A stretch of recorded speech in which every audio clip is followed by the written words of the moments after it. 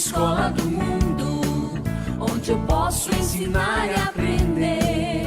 A palavra da sabedoria é a nossa EBD. Bom dia, queridos. Sejam todos bem-vindos. Tenhamos todos um domingo abençoado na presença do nosso Deus. Nós estamos dando continuidade àquela revisão, uma revisão bem geral sobre o livro do Apocalipse.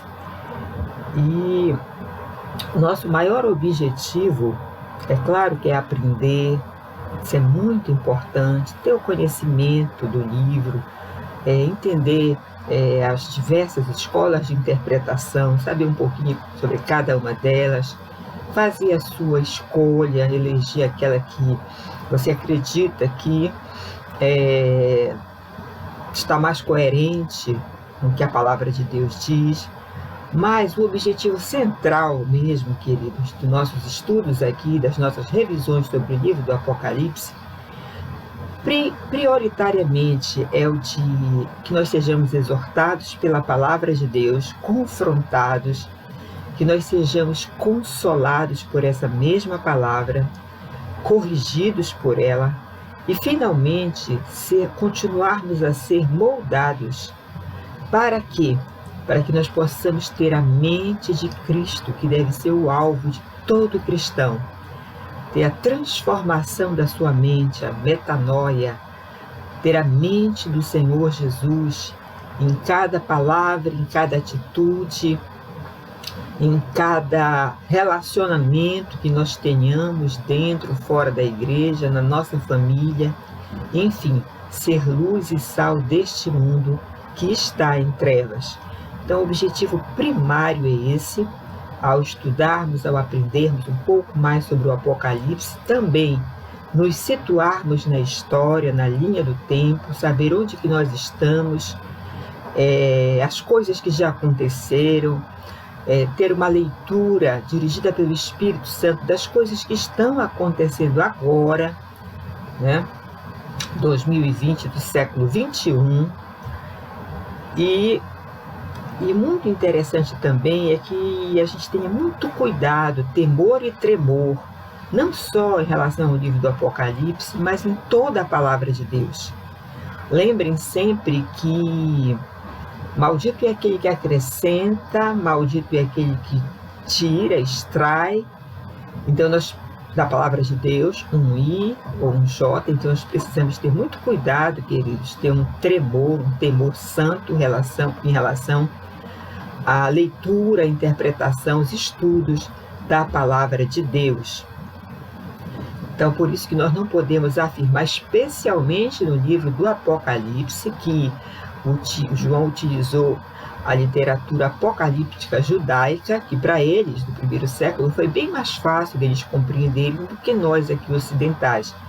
Ele utilizou essa linguagem, né? Então nós precisamos realmente ter esse cuidado santo. Leia, por favor, acredito que você já está com a sua Bíblia. Abrem Apocalipse 1:3. Queridos, é sempre importante conferir na sua própria palavra, na sua própria escritura, o que vai ser falado aqui ou em qualquer outro ensinamento que você possa ter. As próprias pregações.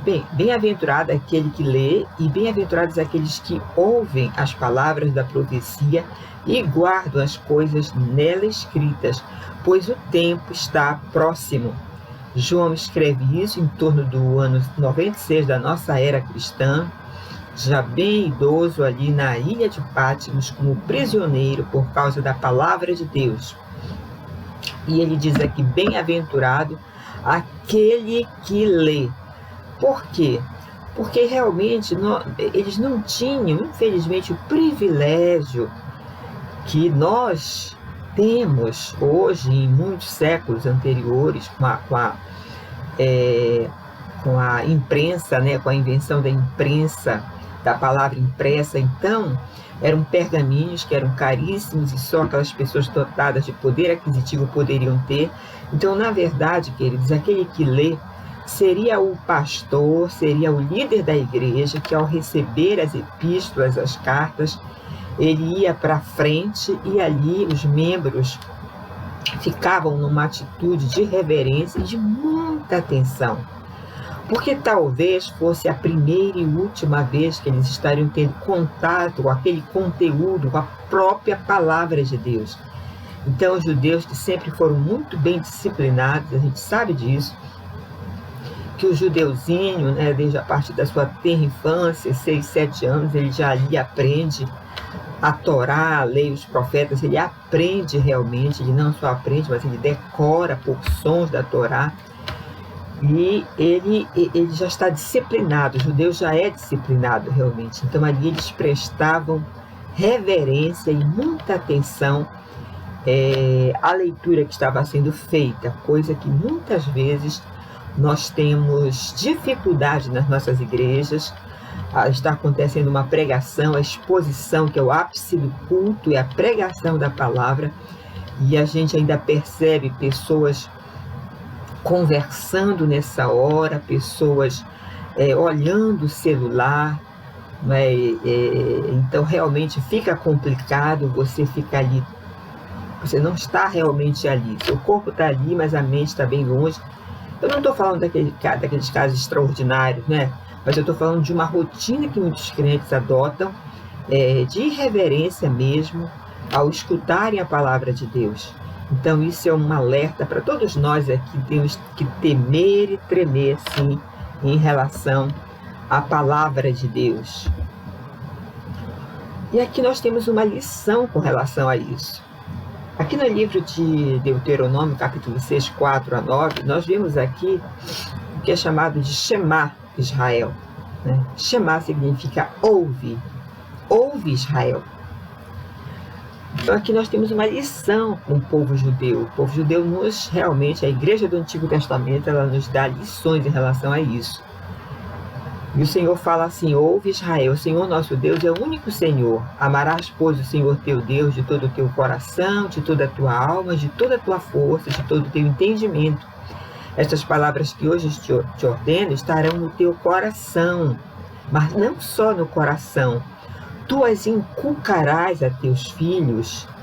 Inculcar é muito mais do que apenas ensinar.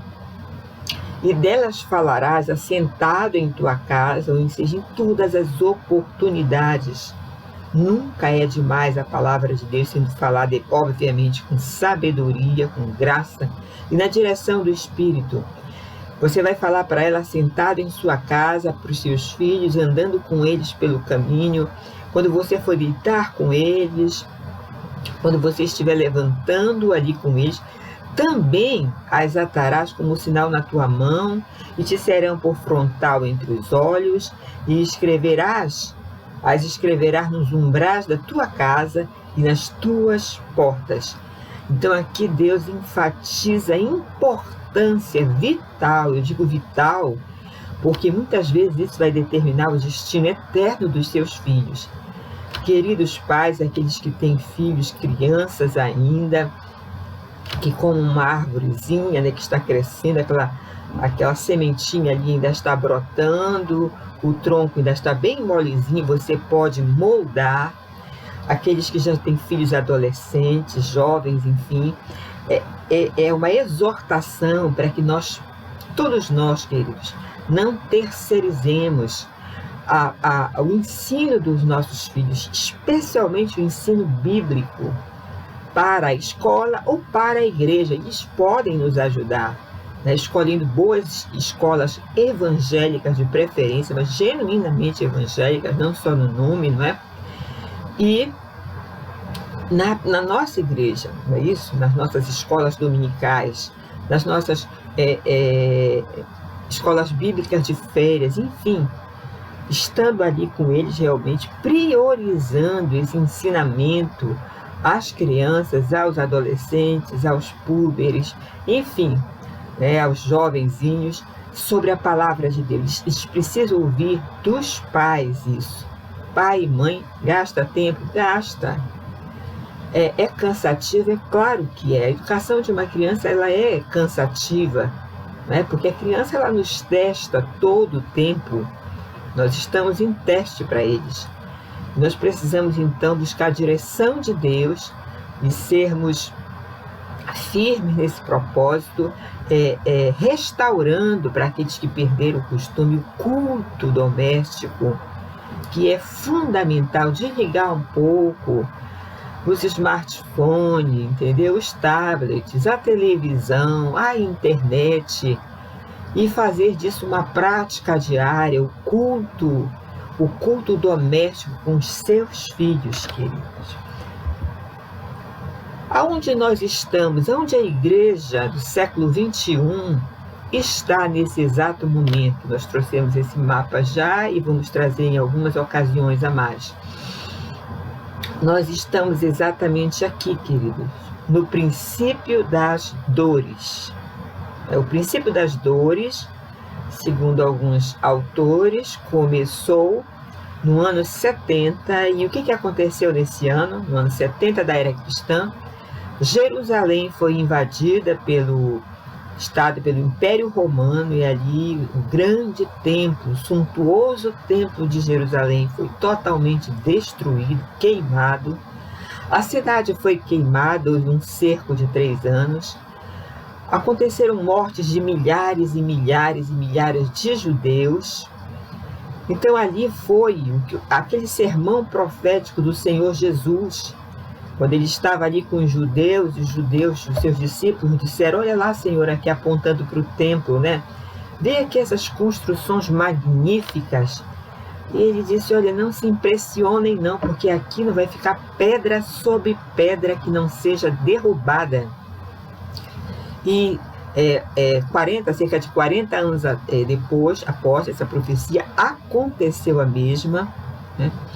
Então aí, para muitos, começou aqui o princípio das dores, não só para os judeus, mas para todo o mundo, para todo o mundo. Então, queridos, nós cristãos estamos aqui no princípio das dores, mas já caminhando, né, caminhando para o que a gente chama de grande tribulação.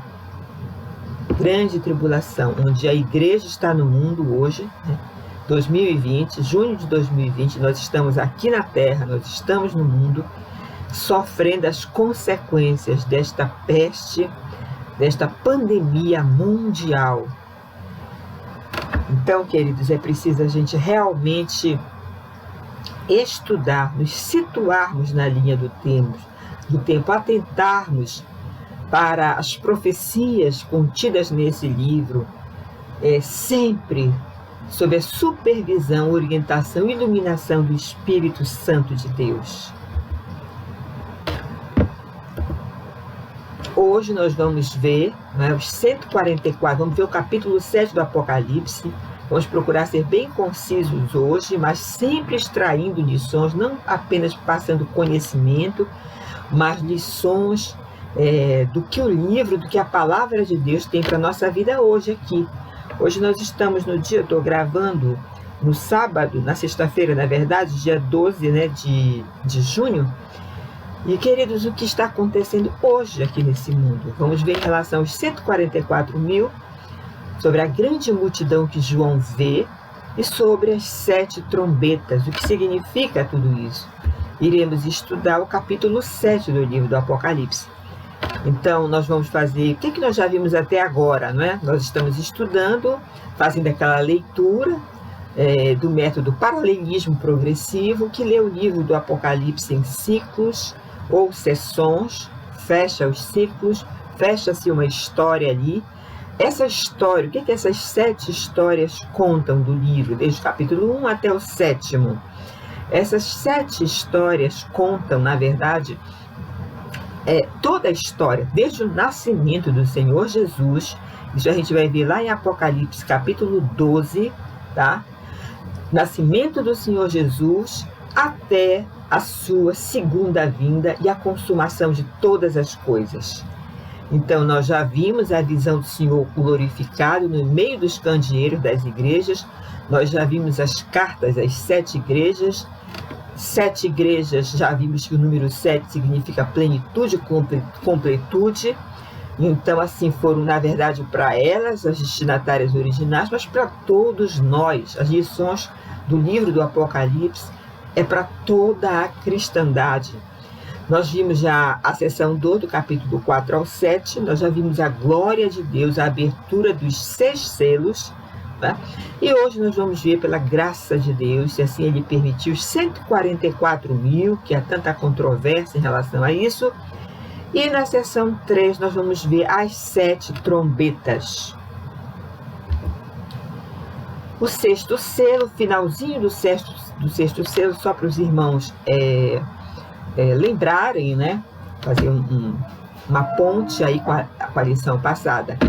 No finalzinho do capítulo 6, o Senhor dá essa visão a João, dizendo que os reis da terra, os grandes, os comandantes, os ricos, os poderosos, mas também todo escravo e todo livre, se esconderam nas cavernas e nos penhascos dos montes, e disseram aos montes e aos rochedos: caí sobre nós, e escondei-nos da face daquele que se assenta no trono e da ira do Cordeiro, porque chegou o grande dia da ira deles, e quem é que pode suster-se?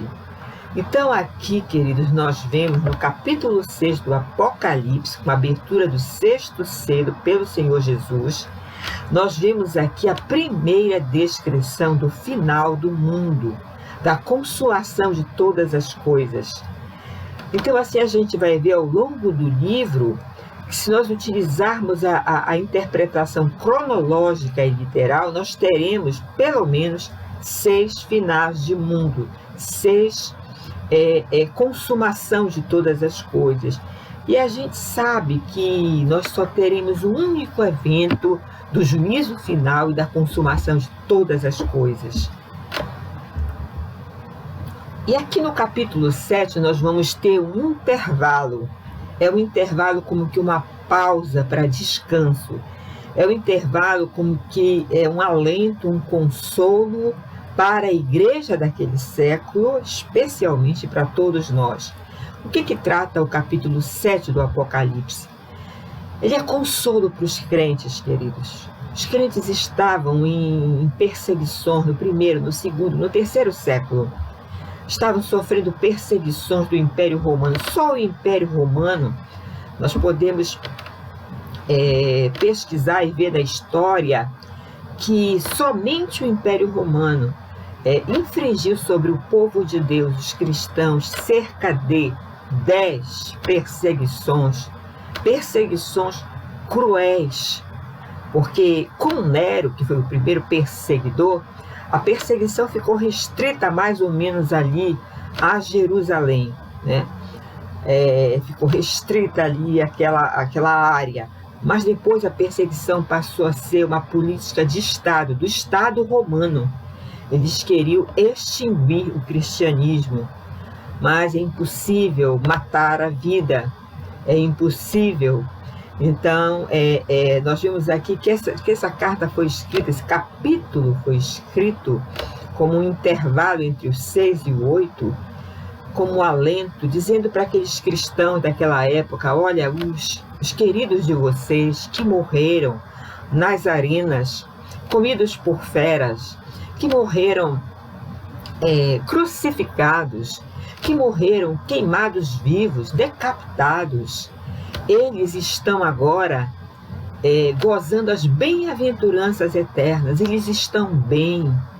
Então era preciso, lembrem sempre que eles não tinham as escrituras como nós temos esse privilégio de ter toda a palavra de Deus na nossa vida. Nós temos até 3, 4, 5 Bíblias em casa, se nós quisermos. Eles não. Eles precisavam, o rolo vinha, os pergaminhos vinham para cada igreja, iam passando de igreja em igreja. Então era preciso estar muito atento à leitura daquele livro, das palavras contidas nas epístolas. Então, por isso a repetição, a importância da repetição, queridos. É muito importante, porque se você tem o audiovisual, é muito mais fácil de você assimilar e memorizar. Mas se você tem só o áudio, e o áudio talvez uma única vez, você precisa estar muito atento. Nisso os judeuzinhos, desde criancinhas, eles aprendiam a disciplina, aprendiam muito cedo a Torá, os profetas do Antigo Testamento, decoravam porções da palavra de Deus.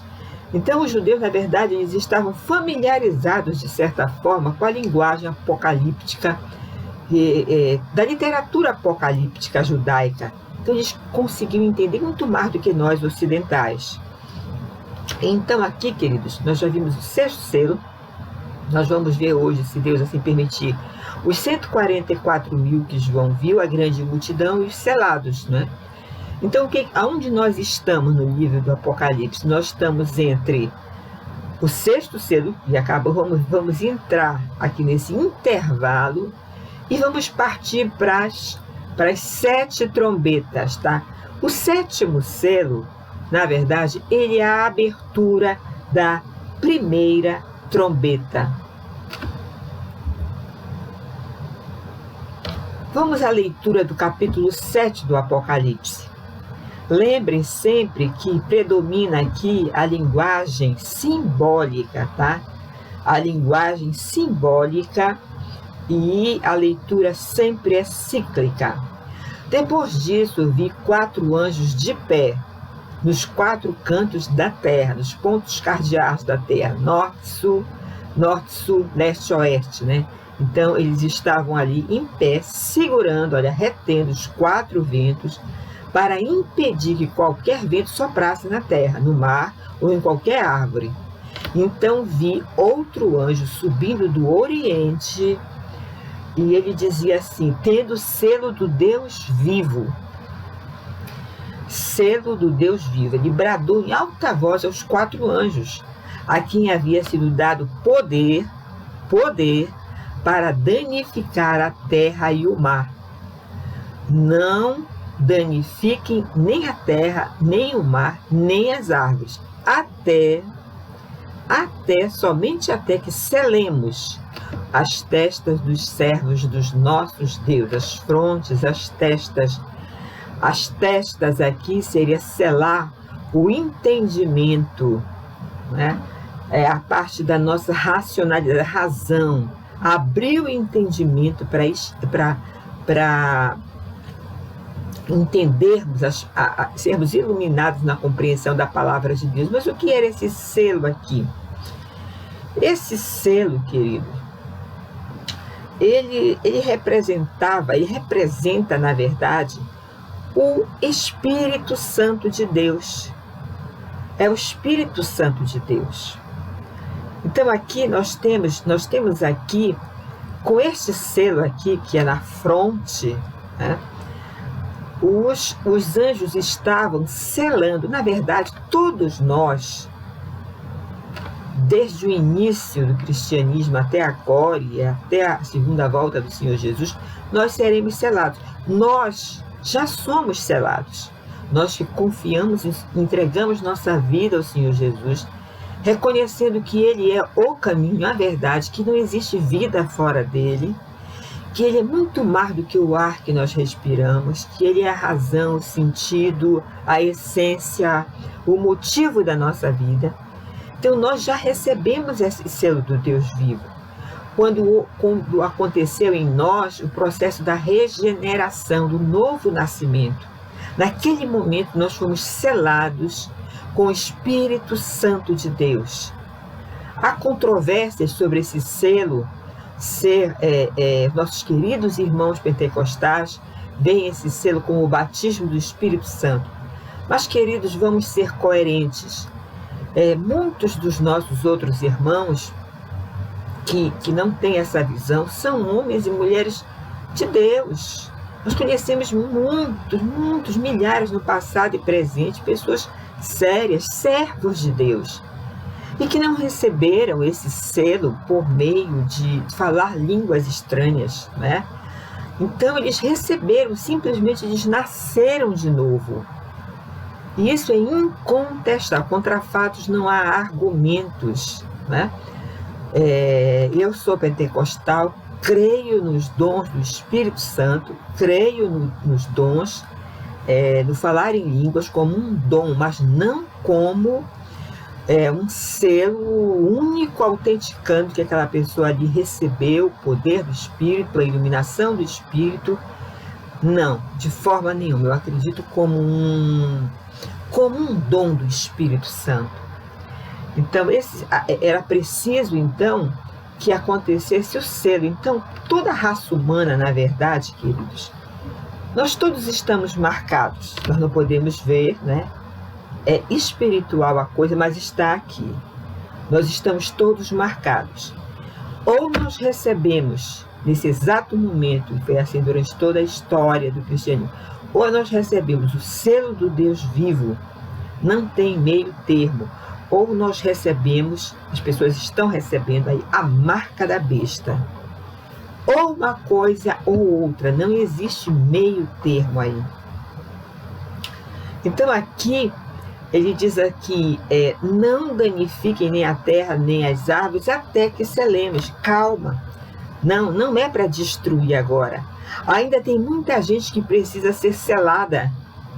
E eles não vão participar dos últimos flagelos de Deus. Talvez participemos, né, do início da grande tribulação, olha o que está acontecendo nos nossos dias, não é isso? É só o prenúncio. Nós não estamos vivendo dias aterradores ainda, está sendo muito difícil, principalmente para aqueles que perderam pais, parentes, amigos, filhos, irmãos.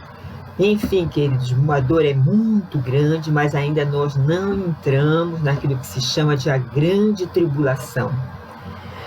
Então, assim, João vamos ver quem são, então, os 144 mil. Vamos ver sempre que não é literal, viu? Então, aqui, em relação a este selo, Joel também tem, né, nós vemos isso aqui, Joel corroborando, né, o Apocalipse, na verdade, o Apocalipse corroborando o profeta Ezequiel, naquele contexto ali, só dando um contexto dessa profecia de Ezequiel 9, aconteceu, Ezequiel estava profetizando sobre a destruição que Nabucodonosor, enfim, Ciro, Alexandre e outros impérios usados como instrumentos de Deus, veja bem, para o juízo do seu povo Israel. Eles estavam sendo usados por Deus. É por isso que a palavra diz que o Senhor Deus tem o coração do rei nas suas mãos. Mas antes que o anjo esmagasse Israel, antes dessa destruição aqui por todos esses impérios, esmagasse mesmo Israel, apareceu nessa profecia um homem de linho fino, né, que estava escrevendo. Ele estava marcando um sinal na testa e o povo sabia bem o que significava aquilo. Então, quando João cita o capítulo 9 de Ezequiel, aquele povo, aquelas comunidades judaicas, elas sabiam, porque elas decoravam, elas sabiam o Antigo Testamento. A mensagem aqui era para que houvesse, Deus estava ainda pacientemente aguardando que os últimos selados, ele está aguardando que os últimos eleitos sejam selados, marcados. Então vamos ver aqui rapidamente a profecia de Ezequiel 9:11. Passa pelo meio da cidade, Jerusalém ia ser invadida, Israel ia ser devastada, mas antes o Senhor falou assim: passa pelo meio da cidade, pelo meio de Jerusalém, e marca com um sinal a testa dos homens. Que homens são esses? Que suspiram, que gemem. Suspiram e gemem por causa de todas as abominações que se cometem no meio de Jerusalém, no meio da cidade. Aos outros disse, ouvindo isso: passai pela cidade após ele. Após esse anjo, esse homem de linho branco, né, ter marcado a testa de todos aqueles homens ali em Jerusalém, os santos de Deus, os remanescentes, aqueles que eram contra toda forma de abominação, de idolatria, de fornicação, de prostituições que estavam acontecendo ali no meio de Jerusalém.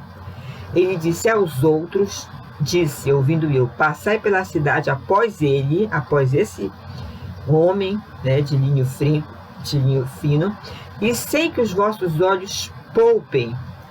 Então veja bem, as pessoas dizem assim, não, mas Deus é um Deus de amor, e é. Mas Deus, ele não vai mandar a raça humana, não vai mandar para o inferno, não, ele vai encontrar uma outra forma. Não, queridos, não vai encontrar, está escrito. E sem que os vossos olhos poupem, e sem que vos compadeçais, matai a velhos, a moços, a virgens, a crianças e a mulheres, até exterminá-los. Mas a todo homem que tiver o sinal, não vos chegueis. Começai pelo meu santuário. Olha, a obra tinha que começar pela casa de Deus. Nós temos que rever nosso cristianismo a cada dia, queridos. Como nós estamos sendo cristãos, examinar o coração todo o tempo, quais são as nossas reais motivações, as nossas palavras, nossas atitudes, ações e reações. Então, veja bem, a ordem era, a paciência do Senhor acabou, encerrou aqui. A semelhança do que está acontecendo nos nossos dias. E esse selo, ele vem confirmado aqui em Coríntios, né? Acredito que é 1 Coríntios, desculpem, capítulo 1, de 21 a 22. Mas aquele que nos confirma convosco em Cristo, não há salvação fora de Cristo, não existe salvação em Maria, em José, em João, em Pedro, só em Cristo. E nos ungiu é Deus. Ele nos ungiu, é Deus. E também nos selou e nos deu penhor, a garantia do Espírito em nosso coração. Então esse selo é o selo de confirmação, de nova regeneração, de nova vida. É o selo de que esse aqui é meu, é um eleito, é um escolhido, anda nos meus caminhos, faz toda a minha vontade, é um pecador, mas se arrepende, não se mistura com o pecado, sente tristeza pelo pecado, arrependimento contínuo. Se pode ver a progressão, o progresso na vida dos crentes, estão crescendo em graça e conhecimento. A sua vida, você olha para trás, não é a mesma vida. O Senhor já tem transformado ao longo do tempo. Então é a esses que o Senhor selou, está preservando. Aqui em Efésios capítulo 1, de 13 a 14, em quem vós, depois que ouvistes, os crentes, né? Em que vós, depois que ouvistes a palavra da verdade, o evangelho da vossa salvação, tendo nele também crido, não só ouvido, mas crido e praticado, fostes selados com o Santo Espírito da promessa. Essa promessa, lá em Joel, eu derramarei do meu Espírito sobre toda a carne. O que é esse selo? O qual é o penhor, é a garantia da nossa herança. Nós herdaremos o novo céu e a nova terra, até o resgate da sua propriedade. Nós somos propriedade de Deus, nação santa, povo de propriedade exclusiva de Deus, em louvor da sua glória. Então isso aqui é um alento, é um consolo para a igreja. Se você é crente em Cristo Jesus, persevere, continue, a ordem é prosseguir até o fim, não obstante as muitas lutas, as muitas tribulações que todos nós passamos nessa terra. E João volta aqui, então ouviu o número dos que foram selados. Quem foram selados? Né? Eles iam ser selados. Na verdade, os 4 anjos estavam ali prontos para destruir. Mas calma, peraí só um minutinho. Deixa a gente selar ainda. Ainda falta muita gente ser selada. Falta muita gente ser marcada com a marca de Deus. Então, eu ouvi o número dos que foram selados. Você sabe que todos os números em Apocalipse são simbólicos. 144.000 de todas as tribos de Israel foram selados. 144.000 da onde? De todas as tribos de Israel. Da tribo de Judá foram selados 12.000, da tribo de Ruben 12.000, da tribo de Gade 12.000, da tribo de Asser 12.000, da tribo de Naftali 12.000, da tribo de Manassés 12.000, da tribo de Simeão 12.000, da tribo de Levi 12.000, da tribo de Issacar 12.000, da tribo de Zebulon 12.000, da tribo de José 12.000, da tribo de Benjamim 12.000. Então, aqui em relação aos 144.000, nós temos muitas interpretações, muitas. Mas assim a gente pensou apenas algumas, 3 aqui, né? Por exemplo, os testemunhas de Jeová, né, que nós consideramos uma seita, tá? Porque eles não aceitam a divindade do Senhor Jesus, na verdade, o Senhor Jesus, ele é um grande iluminado para eles. Então, assim, é uma seita, não é o Senhor Jesus, não, ele é o Filho de Deus, único, unigênito, ele não foi criado por Deus, ele sempre existiu eternamente. Tá? Nós cremos na doutrina da Trindade, cremos que o Senhor Jesus estava ali com Deus, o Espírito, na criação de todas as coisas, porque sem ele nada do que foi feito se fez. Então, assim, eles dizem que são só apenas 144.000 seres humanos que serão salvos. É até um complicador para eles, porque dentre eles mesmo, muita gente iria ficar de fora. Bem, nós temos outra interpretação de Scofield, né? Aquela Bíblia de Scofield, eu falei para os irmãos lá no início de todas as coisas aqui, onde Deus teria 2 planos para a raça humana, ou seja, aqui na terra, Israel reinaria, tá? E a igreja reinaria no céu. Então, Israel aqui na terra reinaria e a igreja no céu. 2 povos, 2 distinções, a gente sabe que não. O Senhor derrubou a parede da separação, o Messias foi rejeitado pelos judeus. E o Senhor Jesus então disse: olha, agora saiam, ide por todo mundo e pregai o evangelho a toda criatura. Agora abriu a porteira. Os gentios, povo que não me procurava, foram achados. Então vão, pregue o evangelho a toda tribo, nação, raça, línguas, povos.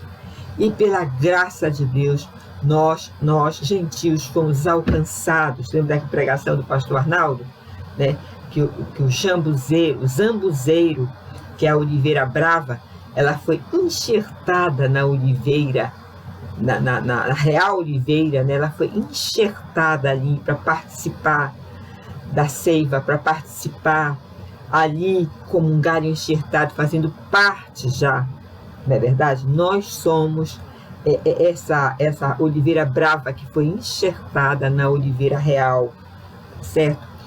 Então, queridos, nós temos a outra interpretação, uma interpretação que nós nos coadunamos mais com ela, temos mais afeição a ela, que trata de que este povo aqui, que essa visão que João teve dos 144.000, seriam de fato o povo de Israel. Seriam 12.000, faça as contas aí, 12.000 de cada tribo, multiplicado por 12 tribos.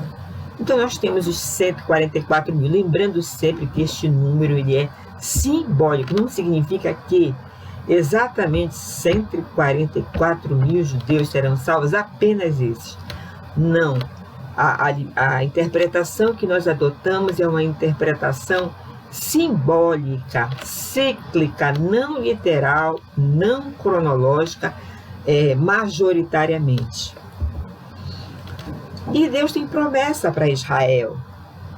Lembra? Apesar de Israel ter rejeitado seu Messias, Deus tem promessas. Então ele vê que o apóstolo Paulo vai aqui no capítulo 9 e ele diz assim: mas relativamente a Israel, dele clama a Isaías: ainda que o número dos filhos de Israel seja como a areia do mar. Lembra do nosso pai Abraão? Nós somos filhos de Abraão, queridos, somos filhos da promessa, da fé. Na época de Abraão não existia a lei, existia a lei da fé. Então nós somos filhos de Abraão, todos nós gentios. Então ele fez uma promessa a Abraão: olha, a tua descendência será como a areia do mar, a tua descendência será como as estrelas do céu. Vê se tu podes contar. É inimaginável, uma grande multidão. Mas olha lá o que ele diz: o remanescente é que será salvo. Só o remanescente. Que diremos, pois? Que os gentios que não buscavam justificação vieram a alcançá-la, mas eles alcançaram o quê? Todavia que decorre da fé. Nós, pela fé, somos salvos em Cristo Jesus, e não pelas obras, de forma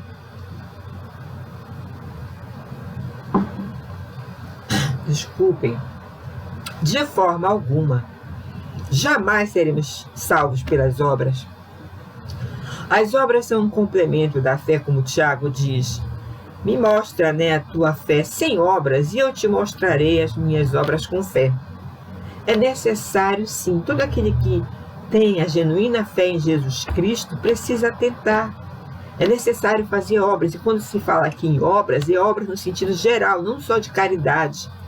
Todas as obras precisam ser feitas pela fé, né?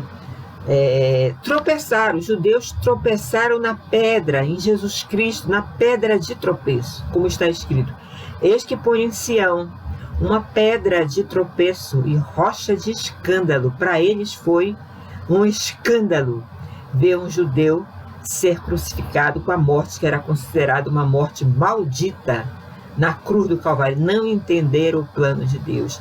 E aquele que nela crê, nessa rocha que é Jesus Cristo, não será confundido.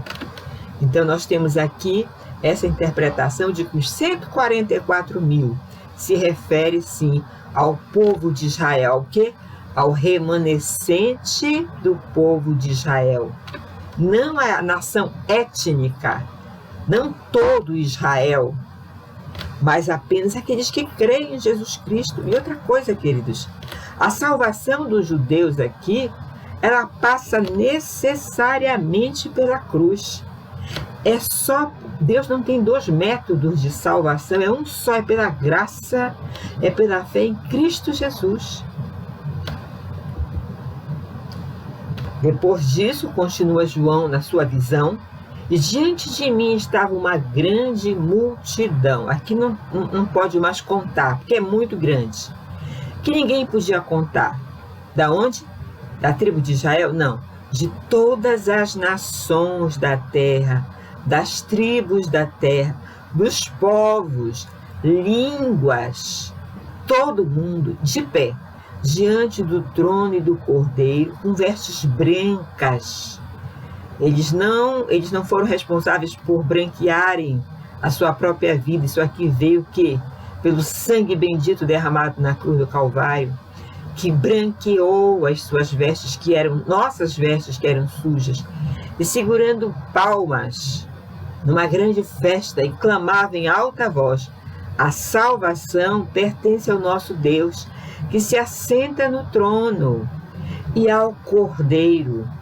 Todos os anjos que estavam ali em pé, ao redor do trono, os 24 anciãos, representando as 12 tribos e os 12 apóstolos, ou seja, a igreja do Novo e do Velho Testamento. E dos 4 seres viventes, sabe o que eles fizeram? Eles se prostraram com o rosto em terra diante do trono e adoraram a Deus, dizendo: amém, amém. Eles disseram 7 atributos, aqui de Deus: louvor e glória, sabedoria, ação de graça, honra, poder e força sejam nosso Deus para todos sempre, amém. Então um dos anciãos chegou para João e perguntou: quem são esses aí que estão vestidos de vestes brancas? E de onde eles vieram? E João respondeu: Senhor, eu não sei, mas tu sabes. E ele me diz: estes são os que vieram da grande tribulação, e lavaram as suas vestes e as branquearam no sangue do Cordeiro. Por isso, estão diante do trono de Deus e o servem. Servem dia e noite em seu santuário.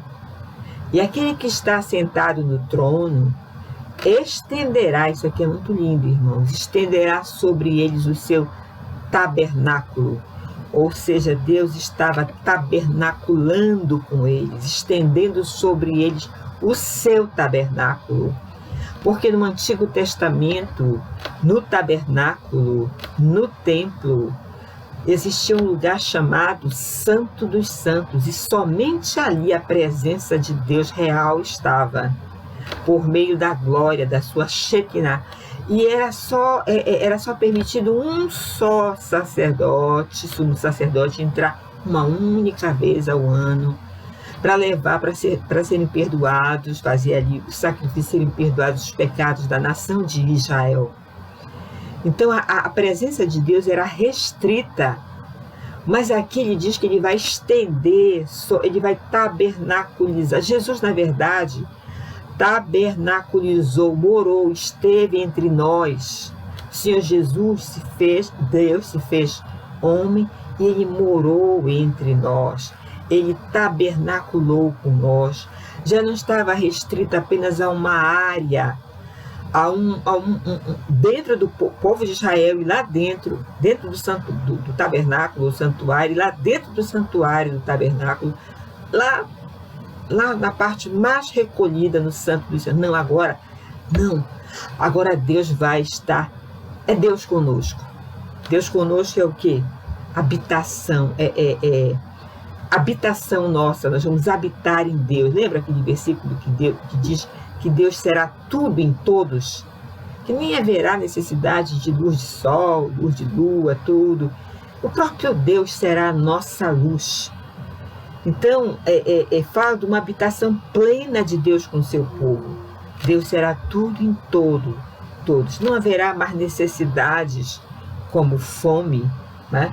Olha aqui o que ele diz: nunca mais terão fome. A fome é horrível, né, irmãos?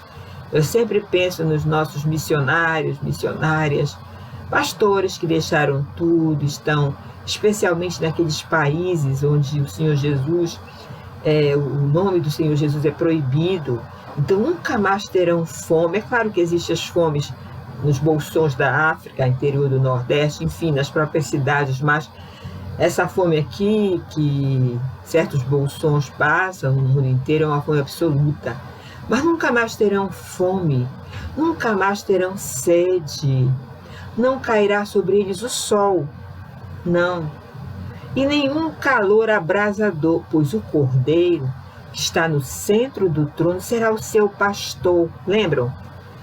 O Senhor Jesus, no Salmo 23, ele vai me levar para pastos verdejantes, ele vai ali refrigerar a minha alma, e ele os guiará às fontes de água viva, essa água viva que o Senhor Jesus falou para a samaritana. Quem dera tomar nunca mais voltará a ter sede, e Deus enxugará dos seus olhos toda a lágrima. Não haverá mais pranto, nem dor, nem sede, nem luto, nem morte, porque as primeiras coisas terão passado. Então nós temos lições em relação a essa porção da palavra de Deus, que Israel, o remanescente, será salvo, mas não existe salvação fora de Jesus Cristo.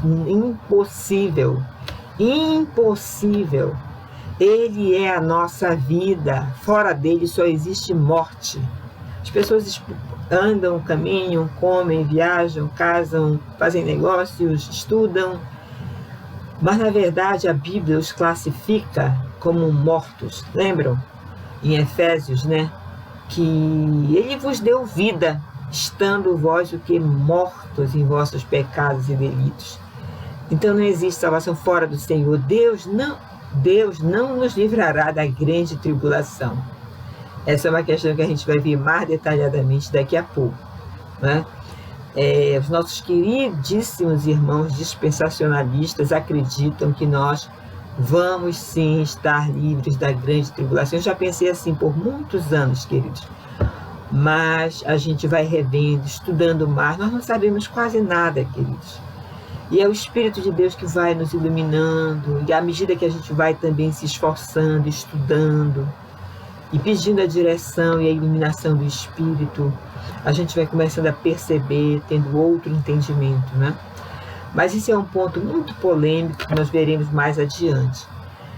Lição 3. Deus escolheu um povo antes da fundação do mundo para habitar com ele. Então é só um povo. Deus não tem, como os nossos queridos dispensacionalistas falam, dois povos.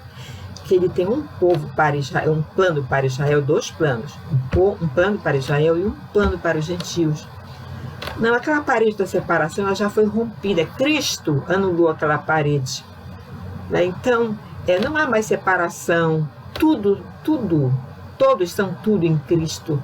Então, tanto judeus como gentios, por meio de Jesus Cristo, por meio do selo do seu Espírito Santo, eles formam um só povo. Deus preparou um lugar para Ele mesmo habitar com o seu povo. A melhor escola do mundo, onde eu posso ensinar e aprender.